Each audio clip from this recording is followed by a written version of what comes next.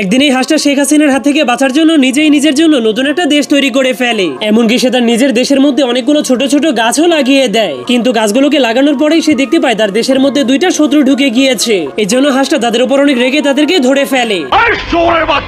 এরপর তাদেরকে অনেক খারাপ একটা গালি দিয়ে তার দেশ থেকে বের করে দেয়। এই জন্য কাঠবিড়ালিগুলো তাদের অপমানের প্রতিশোধ নেওয়ার জন্য লুকিয়ে লুকিয়ে সেই হাঁসের মালগাড়িতে ব্রেক মেরে দেয়, যার কারণে হাঁসটা গাড়ি থেকে নিচে পড়ে গেলে কাঠবিড়ালিগুলোর উপর অনেক রেগে তাদেরকে মারতে শুরু করে দেয়। এরপর তাদেরকে ফাঁসির শাস্তি দেওয়ার জন্য তাদের পিছু করতে শুরু করে দিলে তারা জীবন বাঁচানোর জন্য একটা ঘরের মধ্যে লুকিয়ে যায়, আর সেই ঘরের মধ্যে বসে বসে অনেক মজা করতে শুরু করে। কিন্তু তখন হাঁসটা অনেক খোঁজাখুঁজি করার পরেও তাদেরকে খুঁজে পাচ্ছিল না। এরপর হাঁসটা যখনই দেখতে পায় কাঠবিড়ালিগুলো তার দেশের ঘরগুলোকে ঝাড়ু দিচ্ছে, তখন হাঁসটা এসব দেখে কাঠবিড়ালিগুলোর উপর এতটাই খুশি হয় যে সে ওই দেশের সরকার হওয়া সত্ত্বেও জলদি করে গিয়ে তাদের জন্য দুধ নিয়ে আসে। এই জন্য কাঠবিড়ালিগুলো অনেক খুশি হয়ে দুধ খেতে শুরু করে দেয়। তখন তার দেশের জনসংখ্যা 1 থেকে 3 জন হয়ে যাওয়ার কারণে সে অনেক খুশি হয়ে গিয়েছিল। যদি আপনিও এমন নতুন দেশ তৈরি করতে পারতেন তাহলে কি করতেন? যাওয়ার আগে কমেন্ট করতে ভুলবেন না।